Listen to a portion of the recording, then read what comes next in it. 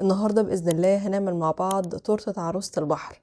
مش بس تزيين كريمة وتلوين وكده، لا كمان هعرفك النهاردة ازاي وبدون اي مولدات سيليكون ولا قوالب ازاي تعملي اشكال ديل عروسة البحر، الاشكال بتاعت النجوم والقواقع البحرية، وكل ده على ايدك بدون ما تشتري اي قطاعة ولا تشتري اي مولد سيليكون. وعلى فكرة الموضوع سهل جدا وما فيهوش اي حرفية. بس قبل ما نبتدي الفيديو يلا معايا لايك شير اشتراك لو لسه ما اشتركتيش، ويلا نبتدي مع بعض. ستايل تزوين تورتة النهاردة هو تلوين باستيل. باستيل يعني ألوان فاتحة، مش ماركة ألوان، لا ستايل ألوان، يعني ألوان كلها فواتح، مريحة جدا للعين، مبهجة جدا. عارفين زي البيوت التركية كده، الستايل الفاتح قوي بتاع تركوازات مع الأوف وايت مع البامبا، هو ده. أنا عملت إيه؟ أول طبق حطيت فيه نقطتين روز، خلاص بقى بامبا فاتح كده. تاني طبق انا حطيت فيه درجتين، درجة اصفر ودرجة ازرق، وزودت الازرق شوية عن الاصفر، ولسه بزود كمان في الازرق عن الاصفر عشان يديني تركواز فاتح اللي هو المنت جرين، اول درجات التركواز. هنا بقى انا هعمل ايه؟ انا عايزة احط ايفوري. طيب لو ما عنديش ايفوري زي ما وريتك، اصفر مع بني هيديكي ايفوري في منتهى الجمال، هو الدرجة الاساسية اصلا بتاعة الايفوري. انا قسمت الكريمة عندي على 3 اطباق، طبق فيه 50 جرام والطبق 50 جرام وطبق تاني فيه 100 جرام. اللون البامبا عملته في 50 جرام، واللون الاوف وايت برضو عملته في 50 جرام، لكن اللون الاخضر ده اللي عملته في 100 جرام.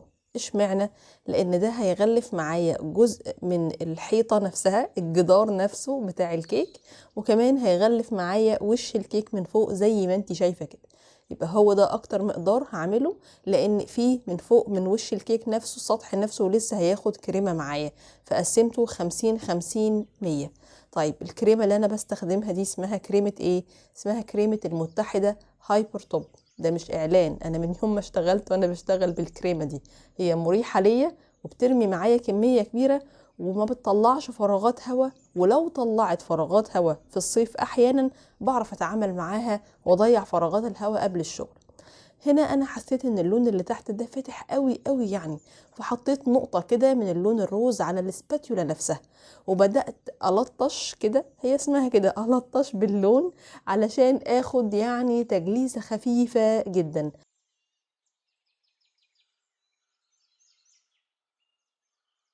كمان اي فراغات هواء، اي شوية كريمة مش متظبطة ببدأ احطها. هنا بقى مرحلة السكرابر، خلاص فردنا، وبعدين نمسك السكرابر علشان نجلس. الفرد حاجة والتجليس حاجة. السكرابر اللي معايا هنا سكرابر طويل، بمسكه بثبت ايدي، طبق الدوار هو اللي بيجري فباخد الشكل الحلو ده. المرحلة دي تقدري تعمليها ببوز الاسباتيولا، ببوز معلقة، اي حاجة كده ليها بوز مدبب تقدري تعملي بيها الحركة دي. ايدك برضو ثابتة والطبق الدوار هو اللي بيجري. انا هنا بختار اقل جنب فيه ديفو، لان حركة المعلقة دي بتعمل شوية فراغات هواء، فانا بختار اقل جنب فيه ديفو، هو ده اللي انا هبدأ اشتغل عليه، لان هو ده اللي هيتصدر وش التورته، هو ده اللي انا هصدره للتصوير، فما ينفعش اجيب الجنب اللي فيه ديفو واصدره. استخدمت هنا تب 1 ام، اسهل تب في الدنيا واكتر تب معروف. عملت بيه شوية اشكال كأنها شوية شعب مرجانية كده طالعة من فوق لتحت، وهعمل شوية روزيتات صغيرة من فوق الوش، علشان كده انهي مرحلة التغليف والتزيين اللي بالكريمة وابدأ اشتغل بمزاج في تزيين عجينة السكر. عجينة السكر حبيبتي اللي بنقعد نلعب مع بعض ونطلع اشكال ونطلع طاقة سلبية، ويعني بصوا كأنك بتلعبي بالصلصال. احلى حاجة بقى ان كل الحاجات دي ليها مولدات بتتباع في السوق، بس انا مش هشتريها، انا بعملها على ايدي، لان انا لما احطها في المولد انا ما كسبتش حاجة، انا ما اتبسطتش، انا اتبسطت لما عجنت واشتغلت وقعدت العب زي الاطفال. فاحنا هنعمل ايه؟ هجيب نفس الدرجات اللي عملت بيها التزيين بالكريمة بالظبط. البامبا يعني نقطة احمر على ابيض عملت بامبا، نقطة ازرق على اصفر عملت الاخضر، هنا بقى نقطة احمر على ازرق عملت بيها اللون الموف. وطبعا كل الاشكال دي متضاف عليها سي ام سي، وسي ام سي كتير، وهنا ملوش بديل، ما ينفعش اعمل نشا، مش هينشف معايا الشكل. قلت لكم اشكال المجسمات هنحترم فيها التكنيك، مش هنخترع العجله من اول وجديد. بعد ما عجنتها معايا بقت باللون الحلو ده، انا بعمل ايه؟ بعمل اول حاجه شكل عامل شبه اسطوانه كده، بس بخليه مدبب من جنب، والجنب التاني يعني مفرود. حلو الكلام. براحه ايدي بفرد الجنب المفرود اكتر، وانا شغاله من فوق بقى ضيقت على صوابعي كده بالشكل من فوق علشان اعمل الحته الصغيره دي. والحته الصغيره دي طلع منها حتتين، قطعتهم بالنص، جنب يمين وجنب شمال. بفرد من تحت شويه، وهبدأ بقى اشتغل في الجزء اللي فوق ده. حلو. هعمل ايه فيه؟ هيطلع معايا طرفين بتوع ديل، هحط صباعي في اول طرف واقفل عليه، فالعجينه هتقفل عليا من ورا. شايفين ازاي بشد فالعجينه بتقفل، فبيعمل معايا البوز المدبب بتاع الديل. والجزء اللي في النص ده بفرده كويس برضو، وبعدين بشيب، بخلي الديلين باصين لفوق، فبتاخد معايا شكل كانه شكل نص دايره كده. وبعدين ببدا بقى اظبط الشكل. انا عملته على ايدي، لا ببدا دلوقتي اظبطه بالادوات اللي معايا. الأداة الصغيرة دي بعمل بيها القشور بتاعت السمك، اللي هو النص ضحكة، اللي هي النص سمايل دي. قلبت الأداة اللي معايا وبدأت أعمل خطوط خطوط خطوط ماشية باتجاه الديل. اللي في الشمال ماشي ناحية الشمال، واللي في اليمين ماشي ناحية اليمين، علشان أعمل التأثير اللي بيكون في الديل بتاع عروسة البحر. هبدأ أكمل الأشكال اللي معايا على هذا الأساس. يعني إيه؟ يعني هبدأ أجيب بقى كل أشكال الميرميد أو كل أشكال القاع بتاع البحر كده، وأبدأ أظبطه. عملت 2 3 4 بنفس الطريقة بمختلف الألوان. هنا جبت نجوم وبدأت أعمل 3 نجمات. طبعا كل نجمة أنا عاملاها بلون مختلف، وكمان هعملها بتزيين وشكل مختلف عشان تديني أشكال لطيفة. هنا هجيب الأداة دي وهبدأ ادخل كده نغزات نغزات، فاعمل ثقوب حلوة قوي فيها. دي على جنب. التانية هبدأ اديلها كده نص سمايل فتبقى بتضحك. التانية هعمل لها عينتين بنفس النص سمايل، هتديني برضو شكل مختلف. هنا بالبيتزا كاتر بدأت اعمل شوية شقوق كده علشان اعمل شكل القوقعة اللي بتبقى موجودة في البحر.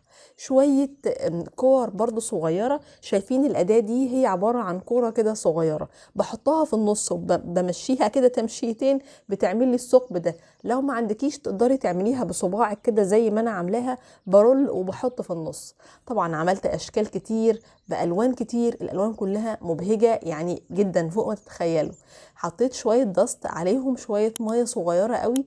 حبيت هنا ادي الموضوع شكل ملوكي شوية، فحطيت شوية دست عليهم شوية من السيفن اب، وبدأت اعمل شوية تلوين كده، قطاع طولي قطاع عرضي، شوية كده على الديل بتاع عروسة البحر، بيديها شكل لطيف جدا. طبعا الاشكال دي انا بستنى عليها 12 ساعة 24 ساعة تنشف، وبعدين ببدأ احطها على التورتة. بس طبعا قبل ما بتنشف بكون حطيت فيها الخلة دي، بسيبها ساعة 2 احط الخلة عشان تقفش على الخلة وتبقى تمام كده قوي معايا. لما احطها على التورتة ما لاقيهاش مالت ولا ساحت ولا اي حاجة. انا عندي الادوات دي من البصمات دي بصمات بلاستيك، ببصم بيها على العجينة فبتديني الشكل مبصوم. طيب بس هي ادتني الشكل مبصوم لكن مش باين. ليه؟ لان هي بيضة والعجينة بيضة، ما ادتنيش لون مختلف.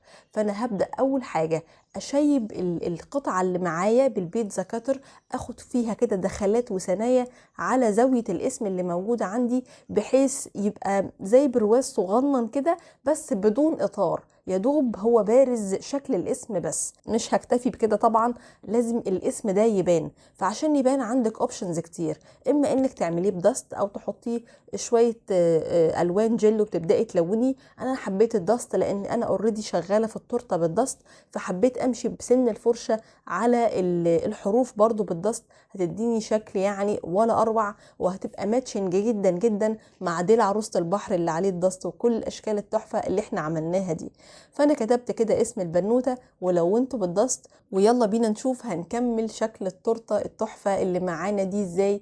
عجبت العميله قوي وعجبت البنوته جدا، الوانها كانت مبهجه بشكل مش طبيعي. ان شاء الله هتعجبكم زي ما عجبتها.